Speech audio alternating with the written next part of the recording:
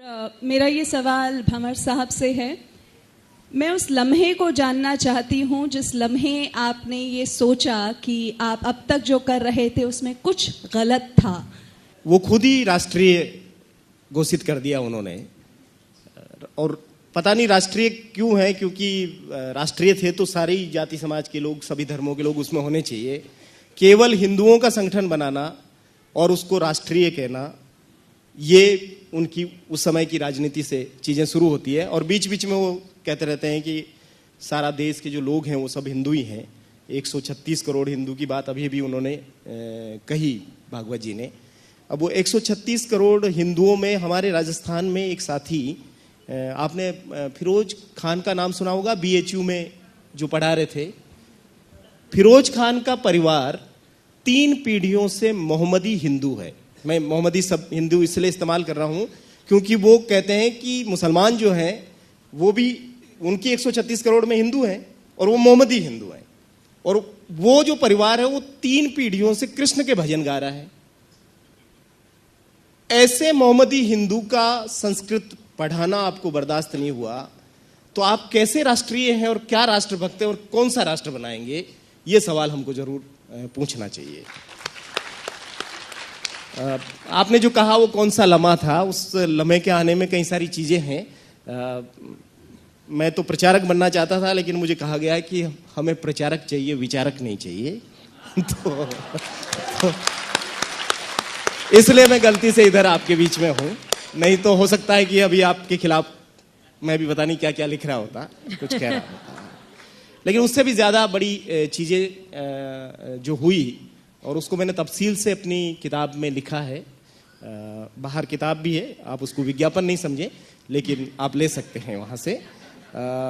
लेकिन मैं जब अयोध्या वाली कार सेवा में गया और लौट के आया, फिर मार्च 1991 में मंदिर सौंपो या गद्दी छोड़ो एक बड़ा अभियान चलाया गया।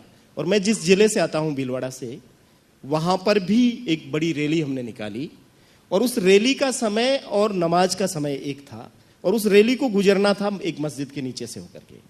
और उस समय बीजेपी की गवर्नमेंट थी राजस्थान में, और प्रशासन ने कहा कि नमाज के जो नमाजी निकल जाए उसके बाद रैली को ले जाना चाहिए। तो हमने कहा हमारी गवर्नमेंट है और गुलमंडी जहाँ ये है, गुलमंडी क्या पाकिस्तान में है जो हम वहाँ से नहीं निकल सकते, हम निकलेंगे और उसी समय में निकलेंगे। तो इस बात को लेकर के जब आपस में रसाकसी हुई, किसी ने पीछे से पत्थर फेंके, गोली चल गई, और गोली में 2 लोग मारे गए। 2 ऐसे लोग मारे गए जिनका उस आंदोलन से कोई लेन देना नहीं था, उस दिन के प्रदर्शन से भी कोई लेन देना नहीं था। एक व्यक्ति सामान खरीदने आया गांव से और वो गोली का शिकार हो गया। दूसरा दिन में काम करता था, रात में काम करता है, दिन में सोता रहता है। उसने बाहर कुछ आवाज सुनी, बाहर निकला और ऐसा निकला ही आधा और गोली लग गई, वो मर गया।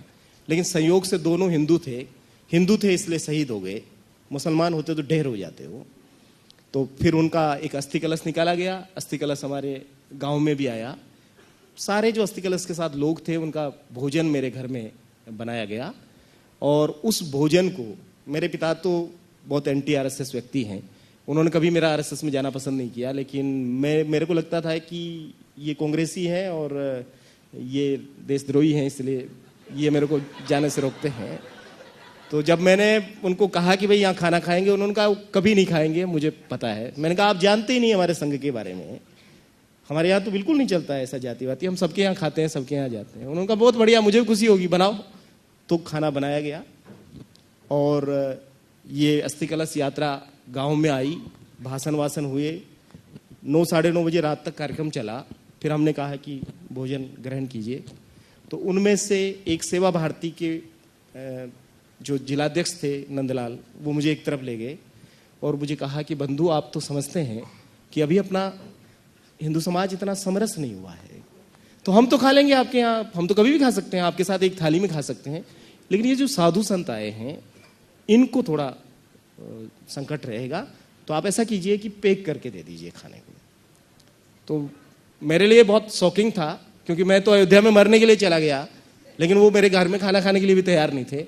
लेकिन मेरी स्थिति आप समझ सकते हैं, मेरे पिताजी ने पहले ही कह दिया था कि ये नहीं खाएंगे, और मैंने दावा किया कि मैं 5 साल से काम करता हूँ और वो खाएंगे ही खाएंगे। तो मुझे लगा कि ये ठीक है कि ये बांध के भी ले जा रहे हैं। तो जब बांधना शुरू हुआ तो मेरे पिताजी ने पूछा क्यों नहीं खा रहे? तो उन्होंने नहीं जवाब दिया, लेकिन मैंने ही अपने से जवाब दिया कि अगले गांव में एक और कार्यक्रम करना है और समय नहीं है, इसलिए नहीं खाएंगे। लेकिन वो ले गए खाना, खाया नहीं उन्होंने।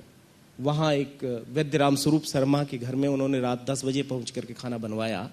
मेरे यहाँ से जो खाना गया उसको वो चौराहे पर सड़क पे फेंक के चले गए। और दूसरे दिन इस घटना के बारे में उस यात्रा में जो मेरा एक क्लास फेलो था उसने आकर के मुझे बताया। मुझे फिर भी विश्वास नहीं हुआ। तब हम दोनों मित्र जाकर के वहाँ उस जगह को देखा जहाँ खाना फेंका गया था, और जब ये यकीन हो गया कि वास्तव में फेंका गया तो यात्रा जहाँ पहुँची वहाँ पहुँचे हम लोग।